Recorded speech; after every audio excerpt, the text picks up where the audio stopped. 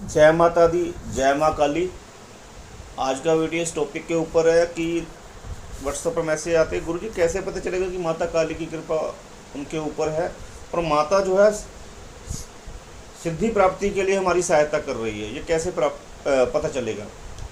अभी पहले तो कुछ शिष्यों को जिनको ये अनुभव हुए हैं ना, उनको बताता हूँ। पहले तो वो समझ ले। दूसरा, आप लोग जो नए साधक आते हैं वो भी समझ ले। पहले तो क्या होता है, जब आप साधना करते हो ना, माता काली जी की साधना करते हो 101 माला डेली, ठीक है ना। उसके बाद जब 2 महीने हो जाते हैं माता की साधना करते हुए, तब आप बोलते हैं गुरुजी हमें अब कोई यक्षिणी और कोई परी, ठीक है ना, ऐसी कोई साधना करवा दो जिससे हमें सिद्धि प्राप्त हो, ठीक है ना। कई तो ये कहते हैं कि बीच में कि गुरुजी नहीं, माता की कृपा प्राप्त करनी है। चलो वो टॉपिक में एक अलग बाद में बात करते हैं। पहले ये करते हैं कि बाद में कहते हैं गुरुजी हमको परी या यक्षिणी की सिद्धि जो है प्रदान करवा दो। तो मैं उनको बताना चाहूँगा कि जब आप परी यक्षिणी की साधना करते हो ना, आप कभी भी देखना, आपको 7वें दिन, 10वें दिन, तीसरे दिन, ठीक है ना, कुछ समय बाद आपका नाइट फॉल होना शुरू हो जाएगा, ठीक है ना, मतलब डिस्चार्ज होना आपका शुरू हो जाएगा सपने में। तब आप बड़े प्रसन्न हो जाते हो। आप कहते हैं गुरुजी की यक्षिणी आने लग पड़ी, परी आने लग पड़ी। नहीं भाई, बिल्कुल भी नहीं, यक्षिणी नहीं आई है, ना ही परी आई है। अब ये बात कैसे आपको पता चलेगी कि ये बात कैसे कन्फर्म है पक्की? देखिए, जब कोई यक्षिणी आती है, कोई परी आती है, तो भाई वो ऐसे नहीं कि सीधा आपके साथ सेक्स करने लग पड़ेगी। नहीं भाई, वो पहले आपके साथ जो है बातें करेगी प्रेम पूर्वक, ठीक है ना। कईयों में ये देखा गया है कि वो अगर किसी की ऊर्जा शक्ति कम है तो वो प्रेम पूर्वक बातें करती है और उसको बोलती है, पहले उससे कहती है कि भाई बता तेरे को क्या चाहिए। पहले उसकी इच्छा पूछती है। अगर आप उसको इच्छा बताते हो, वो इच्छा आपकी पूर्ण करती है। उसके बाद भी आप मंत्र जप करते हो, तो फिर वो आपसे पूछती है कि अब आपको क्या चाहिए। तब आप उसको बोलिए कि देवी मेरे को आपकी सिद्धि चाहिए, ठीक है ना, मेरे को आपकी सिद्धि चाहिए ताकि मैं आपको सिद्ध करके जन कल्याण कर सकूं। अब अगर वो ऐसा कहता है तो फिर वो उसके साथ जो है बिल्कुल भी वो नहीं बनाएगी, क्या कहते हैं उसको, रिलेशन नहीं बनाएगी, सेक्स नहीं करेगी। क्यों? क्योंकि उसको पता कि अगर मैं करूँगी तो इसका ब्रह्मचर्य खंडित होगा और इसको सिद्धि नहीं प्राप्त होगी। तो फिर ये चीज़ें तो भूल जाओ कि वो ऐसी चीज़ें करेंगी, ठीक है ना। और उसके आने के तरीके भी अलग होते हैं। अब मैं यहाँ पर बताऊँगा उसके आने के तरीके। तो फिर जो स्टूडेंट आते हैं तो वो यही बोलने लग पड़ते हैं कि भाई गुरुजी मेरे साथ ऐसे ही हुआ वीडियो देख के, ठीक है ना। और कई बार क्या होता है, जो नेगेटिव एंटिटियाँ होती है वो जो है उसके माइंड में जो चल रहा है उसको रीड करती है सपने में, ताकि उसको लगे कि हम जिसको बुला रहा है वही शक्ति है, ठीक है ना।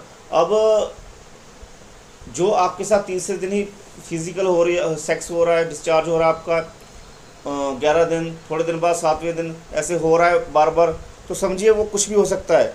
वो गे भी हो सकता है, ठीक है ना, वो किन्नर भी हो सकता है, या फिर वो कहने का मतलब कोई मरी हुई लड़की भी हो सकती है, प्रेतनी भी हो सकती है, ठीक है ना। इन चारों में से कोई भी हो सकता है। चुड़ैल भी हो सकती है, मैं आपको ये भी बता दूं, चुड़ैल, डंकनी, ये भी हो सकती है, क्योंकि यही शक्तियाँ जो है पीछे लगती है जब आप कोई मंत्र जप करते हो। यक्षिणी, परी, अप्सरा, किसी चीज़ का मंत्र जप करते हो तो भाई ये पहले आते हैं। क्योंकि अब आपको लगेगा कि ये उसी समय आए हैं, नहीं, ये आपके पीछे काफ़ी समय से लगे हुए हैं। जो व्यक्ति जो है साधना के क्षेत्र में, जिसका थोड़ा सा भी ध्यान है, जिनका कहने का मतलब हॉन्टेड प्लेस की तरफ ध्यान जाता है, जिनका फिल्म हॉन्टेड मूवीज़ की तरफ ध्यान जाता है, मतलब उनका कहीं ना कहीं इनके साथ इनकी तरफ ध्यान है, तो वो इनको कर्षित करने की कोशिश करते हैं, इनके पीछे लग जाते हैं, ठीक है ना। और फिर धीरे धीरे जो है, कईयों को तो ये जो इनको हॉन्टेड मूवीज़ देखने का शौक है, तो वो उनका इंटरेस्ट जो है साधनाओं में डालते हैं कि करो भाई, ताकि इनको मौका मिले उनको पकड़ने का पूरी तरह से।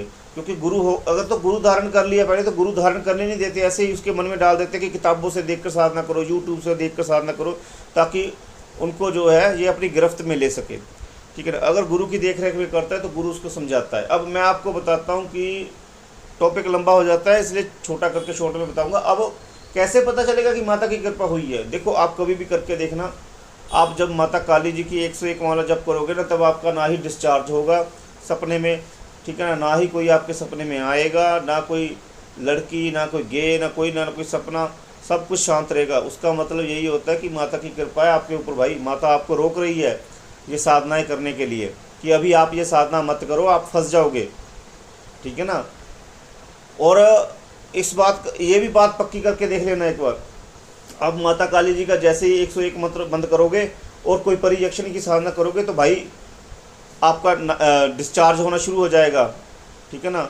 आपको सपने आने शुरू हो जाएंगे, लड़कियों के, लड़कों के सपने आने शुरू हो जाएंगे। उसका क्या क्या चक्कर है, गंदा मसान भी हो सकता है, गंदा मसान भी पीछे लग जाता है, आपसे ऐसी ऐसी गंदी हरकतें करवाएगा सेक्स से संबंधित कि भाई आप अपने ही नज़रों में गिर जाओगे, ठीक है ना। तो जब माता काली जी का वो छोड़कर एक समय ऐसा आ जाएगा, जैसे मंत्र जब छोड़ोगे ना परियक्षणी का, फिर से ऐसे ही आने लग पड़ेंगे, ऐसे डिस्चार्ज कराने लग पड़ेंगे। क्यों? क्योंकि उनको बल मिल जाता है आपकी ऊर्जा से, ठीक है ना। और फिर एक बात और देख लेना कि जब जैसे ही उसको बंद करके माता काली जी की क्रीम बीज मंत्र की 101 माला जप करना शुरू करोगे, वो फिर से आना बंद हो जाएंगे। क्यों? क्योंकि माता की शक्ति आ जाती है आपके आसपास, जो उनको रोक, माता की शक्ति उनको रोक देती है और वो फिर कुछ नहीं कर पाते, ना आपका डिस्चार्ज कर पाते, कोई भी एक्टिविटी वो ऐसी नहीं कर पाते कि जिससे वो आपके शरीर पे कब्जा कर सके, ठीक है ना। आपको और एक बात और बताऊं, जब ये आते हैं सपने में, अगर ये आपके सिर पर प्रहार कर रहे हैं तो भाई आपको सिर में आपके कोई भी माइग्रेन, ठीक है ना, हेडेक होना शुरू हो जाएगा।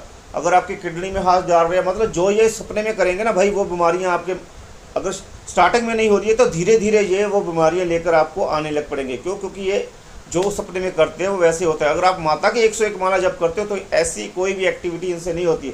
अब ये नहीं है कि 101 माला माता क्रीम बीज मंत्र की जप कर रहे हो साथ में ये भी कर रहे हो, नहीं।